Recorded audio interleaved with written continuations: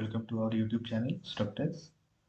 In this video, we will learn about Microsoft Project MSP,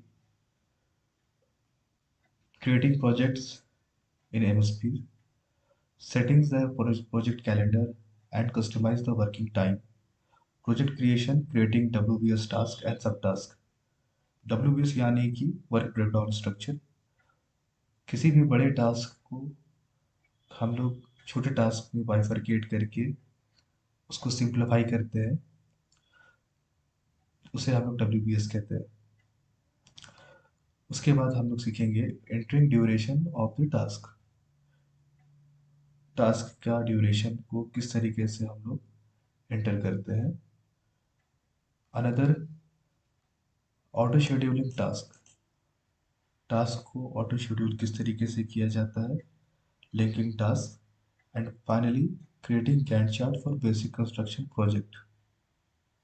okay, तो हम लोग आइए चलते हैं माइक्रोसॉफ्ट प्रोजेक्ट पर। तो ये एक G+1 का प्रोजेक्ट है जो मैंने ऑलरेडी MSP पे बना रखा है। उसमें देखना ये है कि हम लोग किस तरीके से माइक्रोसॉफ्ट प्रोजेक्ट को माइक्रोसॉफ्ट प्रोजेक्ट में एक बिल्डिंग को किस तरीके से शेड्यूल करते हैं। ये देखिए, इसमें सबसे पहला ये है कि हम लोग, ये हमारा surveying, excavation, footing, column up to 10th level, backfilling, inputting, इस तरीके से हम लोग टास्क नेम डाले हुए हैं। उसके ड्यूरेशन यहाँ दिखाया हुआ है। उसके बाद यहाँ पे स्टार्ट डेट, उसका फिनिश डेट, उसका प्रीडिसेसर्स। ये प्रीडिसेसर होता क्या है, आइए वो हम लोग जानते हैं पहले। प्रीडिसेसर मतलब होता है कि किसी भी टास्क का डिपेंडेंसी। सपोज कि मैं एक टास्क लेता हूँ, एक एक्टिविटी लेता हूँ, ब्रिक वर्क कह सकते हैं आप या ब्लॉक वर्क। उससे पहले कौन सा टास्क है जो होना ज़रूरी है, या फिर ये ब्रिक वर्क किस पे डिपेंड करता है, कौन से टास्क पे डिपेंड करता है, वो हम लोगों का जो डिपेंड करता है, जिस चीज़ पर डिपेंड करता है, उसे हम लोग प्रीडिसेसर कहते हैं। सपोज ये यहाँ पे जो दिखा रखा है हमने, ये ब्लॉक वर्क मेजोरिटी, ये इसका डिपेंडेंसी है स्लैब कंप्लीशन पे। तो स्लैब कंप्लीशन पर स्लैब जब कास्टिंग होता है, उसके 14 डेज के बाद जब टी शटरिंग किया जाता है, उसके बाद ही फिर हम लोग ब्रिक वर्क करेंगे। तो ये जो डिपेंडेंसी आया है, इसे हम लोग प्रीडिसेसर कहते हैं। सपोज कि ब्लॉक वर्क है तो ब्लॉक वर्क का प्रीडिसेसर स्लैब होगा। अंडरस्टूड। तो ये हम लोग प्रीडिसेसर जानते हैं। आइए हम वापस चलते हैं MSP पर। तो ये हमारा माइक्रोसॉफ्ट प्रोजेक्ट का G+1 बिल्डिंग का एक शेड्यूलिंग है माइक्रोसॉफ्ट प्रोजेक्ट पे, जो मैंने आपको दिखाने के लिए बनाया। तो अब हम लोग एक नई फाइल को देखते हैं कि किस तरीके से आप लोग एक शेड्यूल MSP पे कर सकते हैं, कोई एक नया प्रोजेक्ट। तो यहाँ पे हम लोग फाइल पे जाएंगे, उसके बाद न्यू पे क्लिक करेंगे और यहाँ पे एक ब्लैंक प्रोजेक्ट, यह मेरा 2013 वर्जन है। अगर आपके पास कोई भी वर्जन होगा तो सिमिलर प्रोसेस है सबका। तो ये ब्लैंक प्रोजेक्ट है, इस पर हम लोग क्लिक करेंगे। ये जो है हमारा माइक्रोसॉफ्ट प्रोजेक्ट न्यू फाइल खुल चुका है। इसे हम लोग कहते हैं, ये ऊपर में देख रहे हैं यहाँ पर, ये इसे हम लोग टाइमलाइन कहते हैं। ठीक है, ये जो एरिया देख रहे हैं, ये हो गया हमारा गैंट चार्ट का एरिया। और जैसा कि आप लोगों को पहले दिखा बताया, यहाँ पे टास्क नेम डालते हैं हम लोग, यहाँ पे ड्यूरेशन एंटर करते हैं, यहाँ पे स्टार्ट डेट, यहाँ फिनिश डेट, यहाँ प्रीडिसेसर। ओके, तो सबसे पहले ये है कि हम लोगों को कोई भी प्रोजेक्ट शुरू करने से पहले सबसे पहला काम ये होता है कि हम लोग उस प्रोजेक्ट का स्टार्ट डेट एंटर करें। ये हम लोग का रिक्वायरमेंट है। ठीक है, तो वो एंटर करने के लिए सबसे पहले हम लोग यहाँ प्रोजेक्ट पे जाएंगे। प्रोजेक्ट पे जाने के बाद यहाँ प्रोजेक्ट इंफॉर्मेशन नज़र आ रहा होगा, इस पर हम लोग क्लिक करेंगे। प्रोजेक्ट इन्फॉर्मेशन करने के बाद यहाँ पे स्टार्ट डेट का ऑप्शन दिख रहा है आपको, स्टार्ट डेट, इस पर क्लिक करेंगे और हम लोग कोई भी प्रोजेक्ट शुरू होने का स्टार्ट डेट एंटर करेंगे। सपोज कि मैं यहाँ ले लेता हूँ 1 मार्च। ओके, तो ये 1 मार्च में हमारा प्रोजेक्ट जो है शुरू हो रहा है। उसके बाद फिर यहाँ हमारा कैलेंडर, कैलेंडर ये हमारा स्टैंडर्ड में किया है, इसे स्टैंडर्ड में ही रहने देते हैं। एंड देन ओके, ठीक है, ये हमारा पहला काम हो गया। उसके बाद फिर यहाँ पे हम लोग सेकंड पेज पे ये चेंज वर्किंग टाइम आपको दिख रहा होगा, यहाँ पे क्लिक करेंगे। वर्किंग टाइम चेंज करने के लिए यहाँ पे आप देख रहे होंगे, यहाँ हमारा जो वर्किंग डेज दिखा रखा है ये है Monday to Friday. Saturday Sunday यहाँ पे नॉन वर्किंग है, जो ग्रेइश में आप शेड में देख रहे हो ये हमारा नॉन वर्किंग डेज है। लेकिन हमारे यहाँ जो कंस्ट्रक्शन का काम होता है वो जनरली मंडे टू सैटरडे ही होता है।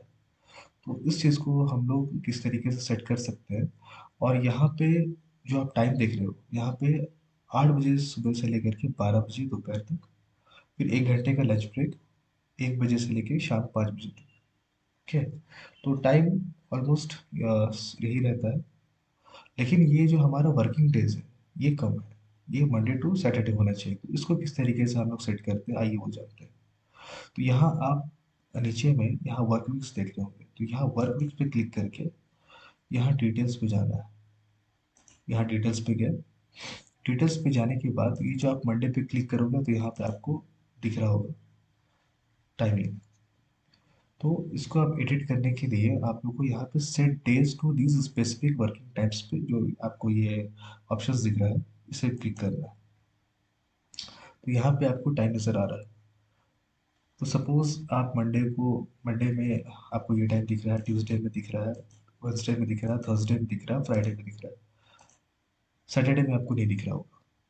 तो इसको हम लोग सेट करने के लिए यहाँ पे set days to these specific working time पे क्लिक करेंगे। एंड देन यहाँ पे हम लोग टाइम एंटर करेंगे। टाइम एंटर करने के लिए आप सिंपल डबल क्लिक करें, यहाँ पे टाइम एंटर करें 8 बजे, यहाँ 12 बजे तक। ठीक है, फिर यहाँ 1 बजे से लेकर के 5 बजे तक, ये हमारा डिफ़ॉल्ट टाइम है जो कि इसमें दे रखा था। ठीक है, तो अब देखिए यहाँ पे कैलेंडर में आपको ऑटोमेटिक ये जो सैटरडे में जो ग्रे आपका नॉन वर्किंग दिखा रखा था ये अब वर्किंग में आ गया। ठीक है, अभी एक्सेप्शंस, यहाँ पे आप एक्सेप्शंस देख रहे होंगे। एक्सेप्शन एक्चुअली में है क्या? एक्सेप्शंस यानी कि आपका वो दिन जो कि पूरे ऑल ओवर इंडिया में कंस्ट्रक्शन का काम बंद होता है, या हमारा साइट बंद होता है।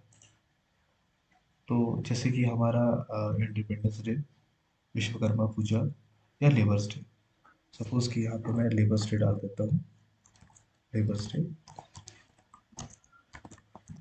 लेबर्स डे ये सबको पता है, यह 1 मई, 1 मई को हमारा लेबर्स डे, ये फ्राइडे पड़ गया। ठीक है, उसके बाद फिर हम लिख लेते हैं इंडिपेंडेंस डे।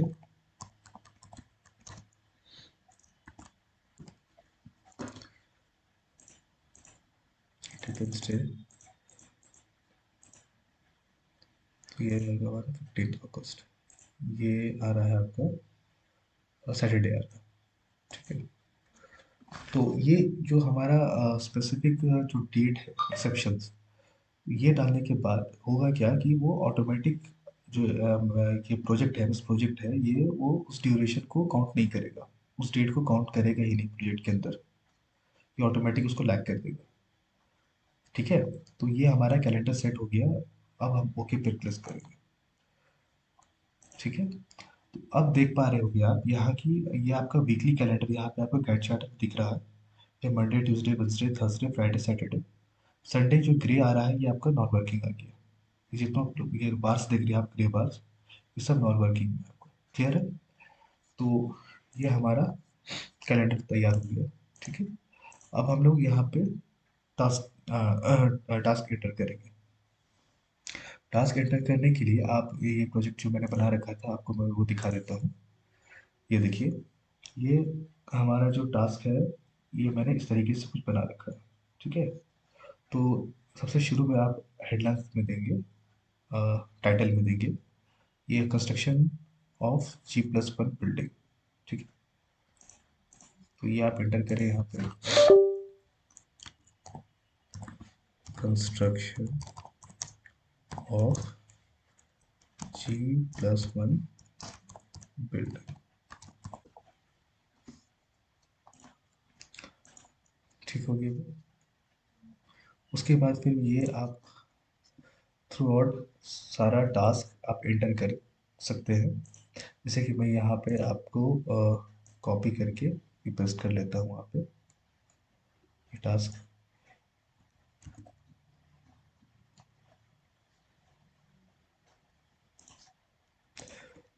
ठीक है,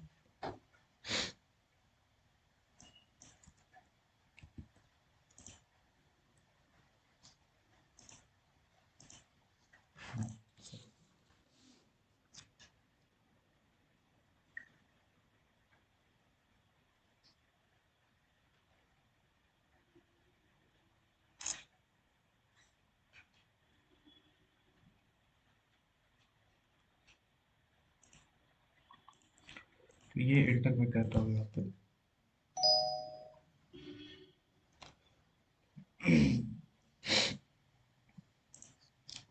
जो हमारा ये था सारा टास्क है, वो ये है कि order receipt work order receipt के बाद फिर मोबिलाइजेशन एट साइट, उसके बाद surveying layout, execution 14 column to breath level, ये हम लोग एंटर करेंगे इस पे।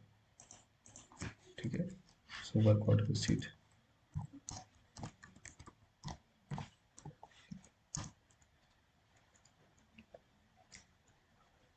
उसके बाद फिर ये मोबिलाइजेशन एट साइट।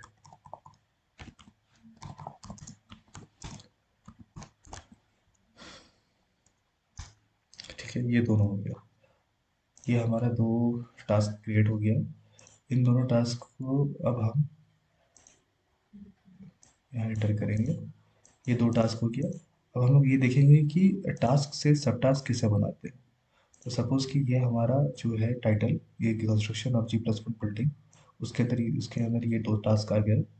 अब इसे हमको सब सब टास्क में डालना है, तो उसके लिए आप यहाँ पे टास्क पे क्लिक करेंगे और यहाँ पे आपको इंटेंट का ऑप्शन दिख रहा होगा। आप यहाँ पे देखिए इंटेंट टास्क पर क्लिक कर देंगे, तो ये क्या होगा कि आपका ऑटोमेटिक ये इसके अंदर चला जाएगा। अब मैं यहाँ पे क्लिक करूँगा तो ये आप देखोगे कि इसके अंदर ये हाइड हो जाता है, ये कोलैप्स हो जाता है। ठीक है, तो ये हमारा इंटेंट हो गया। अब उसके बाद फिर हम ये देखेंगे कि कंस्ट्रक्शन का क्या आगे प्रोसेस जो है। तो उसके बाद फिर हमारा ये फाउंडेशन वर्क में है। फाउंडेशन वर्क ये हमारा टास्क हो गया। अब इसके अंदर हम लोग सब टास्क एंटर करेंगे। सब टास्क में आ जाएगा आपका सर्विंग सर्विंग या लेआउट कह सकते हैं आप, लेआउट वर्क। ठीक है, उसके बाद फिर हमारा एक्सकेवेशन, उसके बाद footing, column up to plinth level,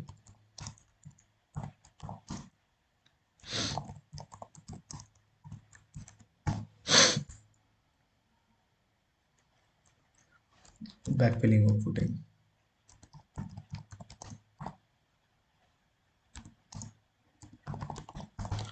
ये है, ठीक है। तो ये हमारा जो सब टास्क है सारा को, तो ये फाउंडेशन वर्क के अंडर में आ रहा है। अब फाउंडेशन वर्क के अंदर में लाने के लिए हमें फिर उसी प्रोसेस को अपनाना होगा। Select this one, foundation work के जस्ट नीचे वाले जो रो है, जो टास्क है, उसे हम लोग सेलेक्ट करना है इस तरीके से। और उसके बाद फिर यहाँ इंटेंट जो लिखा है उस पर क्लिक कर देंगे। तो ये हमारा जो फाउंडेशन वर्क है वो इसका टास्क बन गया, और उसके अंदर में सारा जो ये वर्क है, ये फाउंडेशन वर्क का सब टास्क बन गया। ओके, तो ये हम लोग यहाँ तक जान लेंगे कि किस तरीके से हम लोग किए। हमें सिर्फ और सिर्फ टास्क नेम एंटर करना है एंड ड्यूरेशन एंटर करना है।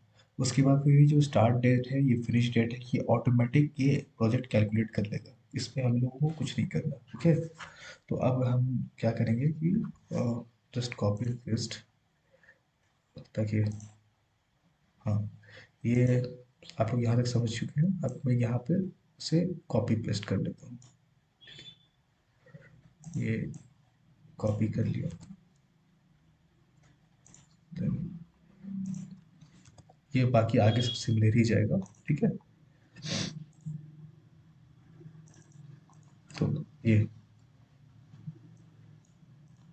हमारा हो गया। अब थोड़ा सा इसे अट्रैक्टिव दिखाने के लिए हम लोग इसे यहाँ से पेंट कर देते हैं थोड़ा सा ही।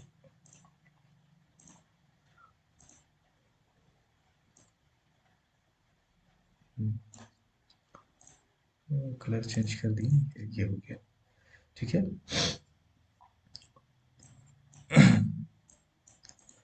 तो अब आप देख पा रहे होंगे कि यहाँ तक जो है हमारा जो टास्क एंटर का काम जो था वो पूरा हो चुका है। आपने सीखा यहाँ तक कि हम लोग किस तरीके से इंडेंट में कन्वर्ट करते हैं। जैसे कि ये हमारा एक सिलेक्ट किए, सिलेक्ट करने के बाद ये टास्क को सिलेक्ट करने के बाद यहाँ इंडेंट पे क्लिक किए, तो ये आपका इंडेंट हो गया। ठीक है, ऑडिशन वर्क के अंदर में, तो यहाँ तक हो गया। अब हमें आगे देखना है कि सिंपल ड्यूरेशन डालना है। ठीक है, तो ड्यूरेशन डालने के लिए कभी भी हम लोग ड्यूरेशन टास्क में नहीं डालेंगे, जो टाइटल होता है उस पर नहीं डालेंगे। तो ये हम लोग सिर्फ और सिर्फ सब टास्क में डालेंगे। तो सपोज हमारा ड्यूरेशन जो है वर्क ऑर्डर का वो है 1 डेज का। ठीक है, मोबिलाइजेशन साइट का मान लेते हैं हम लोग 4 डेज की ड्यूरेशन है, 4 दिन के बाद वो सारा मोबिलाइजेशन काम हो जाएगा। सर्विंग एंड लॉट में ले लेते हैं हम लोग 2 डेज। ठीक है, उसके बाद फिर एक्सकेवेशन, एक्सकेवेशन में आ गया हमारा सपोज 3 डेज। ठीक है, फुटिंग, फुटिंग में हमारा रीइंफोर्समेंट, पीसीसी रीइंफोर्समेंट, उसके बाद फिर हमारा कंक्रीटिंग सब लेकर के हम लोग ऑलमोस्ट 10 डेज के ले लेते हैं। ठीक है, उसके बाद फिर column up to plinth level, column up to plinth level हम लोग ले लेते हैं 3 डेज, बैकफिलिंग ले लेते हैं 2 डेज। उसके बाद फिर ये हमारा जो ये एफपीएस यानी कि फ्लैट फ्लैट ब्रिक सोलिंग या फिर पीसीसी, ये हम लोग ले लेते हैं 2 डेज। रीइंफोर्समेंट जो है ये आपका 2 डेज का ले लेते हैं। उसके बाद फिर प्लिंथ बीम की कास्टिंग 1 डे। उसके बाद फिर filling up to plinth level ये हम लोग लेते हैं ऑलमोस्ट 2 डेज। आरसीसी और पीसीसी फ्लोरिंग ये हम लोग 2 डेज के लिए लेते हैं। ठीक है, तो आप देख पा रहे हो कि जैसे जैसे मैं यहाँ पे डेट ड्यूरेशन एंटर कर रहा हूँ, यहाँ पे एक चार्ट बनते जा रहा है, गैंट चार्ट। ठीक है, ये आपका रिबन बन रहा है यहाँ पे, ये आप देख पा रहे हो इस तरीके से। तो ये एक बार जो है ये बार बना है सारा। तो जिस तरीके से आप यहाँ पे ड्यूरेशन जिस तरीके से एंटर करते जा रहे हो, जैसे कि यहाँ पे मैंने 10 डेज एंटर किया, तो यहाँ पे यहाँ से लेकर के यहाँ तक 10 डेज का इसने एक बार बना दिया है। इसे हम लोग बार कह सकते हैं, ये सारा ये बार है। और ये सब गैंट चार्ट के जो शीट है इस पर शो करेगा। ठीक है, अब इसको जूम इन जूम आउट आप यहाँ से कर सकते हो सिमिलर। ये आपका जूम आउट जूम इन हो गया, और यहाँ से जूम आउट कर सकते हो इस तरीके से। अब हम आगे चलते हैं। यह column reinforcement plus casting from ground floor to first floor. तो ये रिइंफोर्समेंट भी हो गया प्लस कास्टिंग भी हो गया, तो ये हम लोग ले लेते हैं 5 डेज का टोटल, सॉरी 7 डेज। शटरिंग ले लेते हैं हम लोग 18 डेज का। रिइंफोर्समेंट ले लेते हैं हम लोग ऑलमोस्ट 7 डेज का। Slab casting 1 day. Brick work ले लेते हैं 14 डेज। ठीक है, और प्लास्टर ले लेते हैं 16 डेज। तो ये हमारा सेम ये आकर के ये हमारा फर्स्ट फ्लोर का पार्ट में भी आ जाएगा।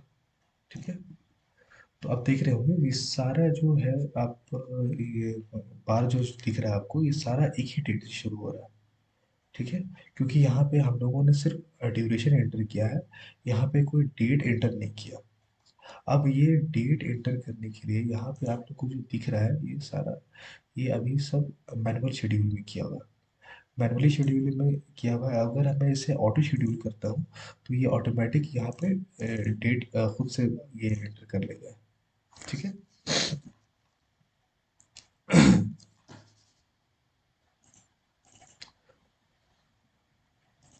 हाँ, तो ये अब इसे मैं सारे को अगर मैं ऑटो शेड्यूल करता हूँ तो मुझे कुछ नहीं करना है, सिर्फ यहाँ से ये सारे को सिलेक्ट करना है। सेलेक्ट करने के बाद इस यहाँ पे ऑटो शेड्यूल का ऑप्शन आपको दिख रहा होगा टास्क में। टास्क वाली ऑप्शन में जाने के बाद यहाँ पे ऑटो शेड्यूल का ऑप्शन आ रहा है, इस पर क्लिक कर देंगे तो ये सारा जो है आपका ऑटो शेड्यूल हो गया है। ठीक है, ये खुद ब खुद सारा अपना डेट एंटर कर लिया है। अब हम लोगों को इसमें अब नेक्स्ट जो आप लोगों ने जो है ये हम लोगों ने यहाँ तक कर लिया, सेटिंग कर लिया है प्रोजेक्ट कैलेंडर, उसका वर्किंग टाइम कस्टमाइज कर लिया है, प्रोजेक्ट क्रिएशन पे क्रिएटिंग WBS टास्क कर लिया, सब सब टास्क भी क्रिएट कर लिया। ओके, और ड्यूरेशन भी एंटर कर लिया। ड्यूरेशन किस तरीके से एंटर किया जाता है वो आपने देखा। ऑटो शेड्यूल किस तरीके से की जाती है वो आपने देख लिया। ठीक है, ये हम लोगों ने अभी ऑटो शेड्यूल किया, टास्क वाले ऑप्शन में जाकर के ऑटो शेड्यूल। उसके बाद फिर ये लिंकिंग टास्क। अब ये लिंकिंग टास्क सबसे इम्पोर्टेंट पार्ट है, सबसे इम्पोर्टेंट पार्ट ये लिंकिंग टास्क है। तो इसे लिंक करने के लिए यहाँ प्रीडिसेसर का ऑप्शन आप देख रहे होंगे। ये जो प्रीडिसेसर है इसमें क्या है कि हम लोग को वैल्यू इंटर करना है। तो प्रीडिसेसर में सबसे पहला तो ये है कि हम लोग वो जानना ये है कि जो हमारा डिपेंडेंसी है, जैसे कि आप लोगों ने सिखाया था सबसे पहला पार्ट में कि डिपेंडेंसी क्या होता है, प्रीडिसेसर क्या होता है, कि कोई भी टास्क जिसके ऊपर डिपेंड करता हो उसे हम लोग प्रीडिसेसर कहते हैं। ओके, तो ये जो हमारा वर्क ऑर्डर रिसीट है, तो आप ये देख पा रहे होंगे इस वाले प्रोजेक्ट पे, ये वर्क ऑर्डर रिसीट पे हम लोग को वो किसी पर डिपेंड नहीं करता तो उसे हम लोग खाली छोड़ देंगे। अब हम लोग ये देखना है कि ये वो जो मोबिलाइजेशन एट साइट है ये किस पे डिपेंड करता है, ये हमारा वर्क ऑर्डर रिसीट पे डिपेंड करता है। क्योंकि जब तक हम लोग को वर्क ऑर्डर नहीं मिलेगा तब तक हम लोग काम शुरू नहीं कर सकते। तो उसके लिए हम लोग यहाँ पे प्रीडिसेसर का वैल्यू इंटर करेंगे। प्रीडिसेसर का वैल्यू इंटर करने के लिए ये हमारा जो टास्क नंबर है जिसे हम लोग टास्क आईडी भी कहते हैं, ये आपको 2 दिख रहा होगा, ये वर्क ऑर्डर का रिसीट का आईडी है। तो हम लोग सिंपल 2 करेंगे, 2 इंटर करेंगे। 2 एंटर करने के बाद ये आप देख रहे होंगे कि जिस डेट पे आपका ये जो वर्क ऑर्डर है रिसीट मिल रहा है उसके नेक्स्ट डे में ये आपका शुरू हो जा रहा है मोबिलाइजेशन। ठीक है। लिंकिंग में हम लोग रिलेशनशिप इस्तेमाल करते हैं। इससे पहला हम लोग 4 रिलेशनशिप यूज करते हैं। Start to start, finish to start, start to finish and finish to finish. यानी कि FS, FF, SF and SS। Start to start SS, start to finish SF, finish to finish FF, finish to start FS। तो हम लोग यहाँ पे use करेंगे finish to start. ठीक है, तो फिनिश टू स्टार्ट में आपको सिंपल यहाँ पे ये जो आप एरो देख रहे हो इस पर डबल क्लिक करना है। यहाँ पे देखिएगा आपका और बाय डिफॉल्ट यहाँ पे जो है फिनिश टू स्टार्ट यानी कि FS आपका टाइप है, जो रिलेशनशिप है वो और बाय डिफॉल्ट डाला हुआ है यहाँ पे। यहाँ पे हम लोगों को लैग देना है। लैग यानी कि आप कितने दिन के बाद उस काम को शुरू करोगे। ये लैग अगर आप नेगेटिव में जाओगे तो ये हो जाएगा कि आपका जो स्टार्ट डेट है उससे उसके प्रीडिसेसर का जो फिनिश डेट है उससे पहले आ जाएगा। ठीक है, और अगर यहाँ पे प्लस में जाओगे तो जो प्रीडिसेसर का फिनिश डेट है यानी कि ये वर्क ऑर्डर का जो फिनिश डेट है इससे 2 दिन के बाद ये शुरू होगा। समझ गए। अगर मैं यहाँ से 1 डे लगता हूँ तो ये जो हमारा फिनिश टू स्टार्ट यानी कि फिनिश हो गया आपका वर्क ऑर्डर रिसीट यानी कि इसका जो प्रीडिसेसर है जो मैंने एंटर किया 2 वो, और ये जो स्टार्ट हो गया ये स्टार्ट, ये जो हमारा करंट टास्क है यानी कि मोबिलाइजेशन साइट वो। तो यहाँ पे लैग हम लोग दे रहे हैं 1 डे। 1 डे देने का मतलब है कि हमारा जो जब ये फिनिश हो रहा है वर्क ऑर्डर रिसीट डेट यानी कि आपका 2 मार्च 2026 को ये फिनिश हो रहा है, उसके एक दिन के बाद ये हमारा फिनिश टू सॉरी ये मोबिलाइजेशन साइट शुरू होगा। तो यहाँ पे मैंने लैग दे दिया +1 डे। तो ये आपका लैग हो गया। ओके। इसी तरीके से हम लोग को हर टास्क को लिंक करते चले जाना है। अब यहाँ सर्वेइंग लेआउट वर्क, इसका प्रीडिसेसर हम लोग मोबिलाइजेशन, जो ये 3 नंबर है ये एंटर करेंगे। 3, ये हमारा 3 हो गया, ठीक है। ये 3 देने का बाद, 3 देने के बाद हम लोग ये देखेंगे कि हमारा जो ये मोबिलाइजेशन है ये 7 तारीख को ख़त्म हो रहा है। लेकिन लेकिन यहाँ पे आप देख पा रहे होंगे कि ये हमारा जो सर्विंग लेआउट का काम है वो 9 तारीख को शुरू हो रहा है, ठीक है। तो इस केस में मुझे क्या करना है, क्योंकि यहाँ पे एक संडे भी आ रहा है बीच में, ठीक है ना। आप ये देखिए, 7 को सैटरडे है, संडे, संडे ऑफ रहता है, तो 9 तारीख यहाँ पे ऑटोमेटिक आपको दिख रहा है, तो ये एक दिन का लैग खुद ब खुद ले लिया, ठीक है। तो ये हम लोग लैग ना दे करके हम लोग सर्वेइंग का काम पहले भी कर सकते हैं। तो यहाँ पे हम लोग फिनिश टू स्टार्ट में जाएं, डबल क्लिक करें, यहाँ पे हम लोग लैग दे दीजिए। सपोज कि मोबिलाइजेशन एट साइट आपका 4 दिन का ले रहा है, तो हम लोग 4 तारीख से शुरू करेंगे। तो हमारा हमारा लैग भी आ जाएगा पीछे, हम लोग 3 दिन पहले ले लेते हैं, -3 डेज, ठीक है। तो यहाँ पे आपका मोबिलाइजेशन भी चल रहा होगा, साथ ही साथ पैरेलली में सर्विंग भी काम भी चल रहा होगा, ठीक है।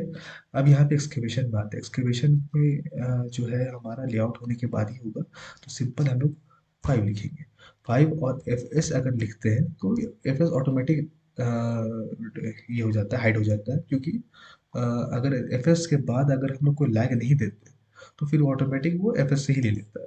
फिर आपको सिंपल टास्क आईडी एंटर करना होगा, ये ऑटोमेटिक। ये देखिए यहाँ पे आपका जो ये लिंक एरो बन चुका है, ये देखिए, ये आप ये टास्क जब खत्म हो रहा है आपका, यानी कि सर्विंग लेआउट का काम खत्म हो रहा है, तो सेम डे उसके नेक्स्ट डे से, यानी कि 6 तारीख को अगर ये खत्म हो रहा है तो 7 तारीख को ये आपका शुरू हो जा रहा है, ठीक है। तो सिमिलरली हम लोग इस तरीके से सब प्रीडिसेसर को एंटर करते चले जाएंगे। अब हमारा ये फुटिंग का काम जो है ये शुरू करना है हम लोगों को, तो उसका सिंपल प्रीडिसेसर एंटर करेंगे 6। अब फुटिंग के काम में हमारा जो रीइंफोर्समेंट का काम है वो काफ़ी पहले शुरू हो जाता है, तो हम लोग यहाँ पे लैग दे देते हैं माइनस, माइनस में करके ऑलमोस्ट हम लोग 4 to 5 डेज का ले सकते हैं, क्योंकि हमारे 10 डेज का यह ड्यूरेशन है। तो हम लोग 5 डेज पहले से शुरू कर सकते हैं। हमारा जो, सॉरी 5 डेज, हाँ 5 डेज ठीक है, 5 डेज से पहले शुरू कर सकते हैं। तो ये हमारे रीइंफोर्समेंट का काम हो गया, कॉलम बाइंडिंग हो गया। उसके बाद फिर हमारा जो फाउंडेशन मेश होता है वो, उसका कटिंग, जितना भी रीइंफोर्समेंट कटिंग हो गया, प्लस हमारा जो स्टिरअप्स हो गया, टाइस हो गया, ये सब बनाने में टाइम लगता है, तो हम लोग पहले से शुरू कर सकते हैं, ठीक है। अब हम लोग column up to plinth level, तो कॉलम जब तक फुटिंग हमारा कंप्लीट नहीं होगा उसके बाद हम लोग कॉलम नहीं कर सकते। तो यहाँ सिंपल हम लोग 7 एंटर करेंगे, यानी कि फुटिंग का जो आईडी है वो एंटर करेंगे। तो फुटिंग के कंप्लीशन के बाद ही हम लोग कॉलम एंटर करेंगे। अब उसके बाद फिर यहाँ पे बैक फिलिंग और फुटिंग, बैक फिलिंग, तो जब तक हमारा कॉलम कास्टिंग नहीं होगा उसके बाद हम लोग नहीं कर सकते। तो यहाँ पे हमारा कॉलम जब तक, कॉलम जो अपने प्लिंथ लेवल जो है 19 को ही ख़त्म हो रहा है, तो यहाँ हम लोग उसका आईडी जो है 8 वो एंटर करेंगे। तो ये 8 हमने एंटर कर लिया। तो आप यहाँ पे देख पा रहे होंगे कि जिस डेट में हमारा ये जो column up to plinth level ख़त्म हो रहा है, वहाँ से हमारा ये शुरू हो रहा है बैक फिलिंग। तो हम लोग इसमें लैग दे सकते हैं 1 डे का, क्योंकि एक दिन में हमारा बैक फिलिंग नहीं है, 2 डेज है, ठीक है। तो उसके बाद फिर ये हमारा जब ब्लैक फिलिंग हो जाने के बाद फिर हमारा जो फ्लैट टिक सोलिंग है वो एंटर हो रहा है, तो हम लोग इसी तरीके से सब यहाँ पे एंटर करते जाएंगे, ठीक है। तो यहाँ पे सपोज हमारा 10, जो सॉरी 9, जो हमारा बैक फिलिंग है उसका आईडी है 9, तो ये 9 एंटर किया हमने। उसके बाद फिर इन्फोर्समेंट का काम जो है ये हमारा पीसीसी होने के बाद 11, 11 के बाद फिल्म भी आरसीसी है कि ये इन्फोर्समेंट के काम के बाद ही होगा, तो इस पे आपका 12 हो गया। उसके बाद फिर ये हमारा filling up to plinth level है, क्योंकि प्लिंथ भी भरना है, बैक फिलिंग करना है, तो उसके लिए हम लोग री का जो आईडी है, प्लिंथ भी जो सॉरी आरसीसी का जो आईडी है वो 13 है, तो हम यहाँ 13 सिंपल एंटर करेंगे। उसके बाद फिर हम जो हमारा ग्राउंड फ्लोर है पीसीसी है आरसीसी है, उसके जो आईडी, उसको हम लोग जो आरसीसी भी कर सकते हैं या पीसीसी कर सकते हैं। बहुत सारे केस में आरसीसी होता है, बहुत सारे केस में पीसीसी होता है। तो वो हम लोग एंटर करेंगे 14। ठीक है, उसका प्रीडिसेसर जो है 14 है, क्योंकि जब तक फिलिंग नहीं होगा तब तक हम लोग आरसीसी या पीसीसी नहीं कर सकते। तो हम लोग सिंपल 14 एंटर करेंगे। अब यहाँ पे आप देख रहे हो कि रेनफोर्समेंट, यहाँ पे हमको लैगिंग दे सकते हैं कुछ। यहाँ लैगिंग, क्योंकि हमारा जो रेनफोर्समेंट का काम है तो वो बहुत, सपोज कि हमारा 21 तारीख से है, तो हम लोग यहाँ पे हम लोग यहाँ पे 11 एफ फिनिश टू फिनिश, हम लोग अगर ये हमारा पीसीसी का काम 23 को ख़त्म हो रहा है, तो हम लोग रेनफोर्समेंट प्लस 2 डेज, ठीक है। तो 24 के बाद हमारा ये 25 में, मतलब कि फिनिश टू फिनिश, यानी कि इसका जो फिनिश डेट है, और इसके फिनिश डेट से 2 दिन के बाद ये हमारा रेनफोर्समेंट का काम खत्म हो जाएगा। ठीक है, तो ये यहाँ तक हो गया। उसके बाद फिर हम लोग ये column reinforcement plus casting from ground to first floor, ये हम लोग एंटर करेंगे। तो इसे एंटर करने के लिए सिंपल हम लोग जो हमारा प्रीडिसेसर है, यानी कि जो आरसीसी ऑफ फ्लोर जो है वो हमारा 15 है, तो हम सिंपल 15 एंटर करेंगे। ठीक है, उसके बाद फिर ये शटरिंग, जो हमारा शटरिंग का काम शुरू हो जाएगा। जब तक कि कॉलम ये कास्ट नहीं होगा तब तक शटरिंग नहीं होगा, तो यहाँ पे 17 एंटर करेंगे। तो इस तरीके से हम लोग एक, ये हमारा जो पूरा ये गैंट चार्ट है वो क्रिएट करते हैं। ठीक है, तो यहाँ तक आप लोगों ने देख लिया। अब उसके बाद फिर हम लोग यहाँ रेनफोर्समेंट का जो है आईडी वो एंटर करेंगे। रेनफोर्समेंट हमारा जो है वो उसके लिए हम लोगों का प्रीडिसेसर जो है 18 है, 18 एंटर करेंगे। सिंपल स्लैब कास्टिंग के लिए 19 एंटर करेंगे। उसके बाद फिर स्लैब कास्टिंग के बाद हमारा जो ब्रिक वर्क है उसका हम लोग जो प्रीडिसेसर है वो स्लैब कास्टिंग है, तो उसके लिए हम लोग 20 एंटर करेंगे। और सिमिलरली हमारा जो प्लास्टर है, उसके जो प्रीडिसेसर है वो ब्रिक वर्क है, तो उसके लिए हम लोग 21 एंटर करेंगे। ठीक है, तो ये हमारा यहाँ तक ही रहने देते हैं। अब हम लोग यहाँ पे लैग देंगे। लैग देंगे तो किस तरीके से देंगे ये देख लीजिए। हाँ, सपोज ये हमारा जो ये है कॉलम कास्टिंग है, ये इसके बाद ये हमारा शटरिंग है। शटरिंग हमारा जो है कॉलम से थोड़ा पहले भी शुरू कर सकते हैं, 2 डेज, तो सब मैंने 2 दिन पहले ही शुरू कर दिया। उसके बाद फिर ये उसमें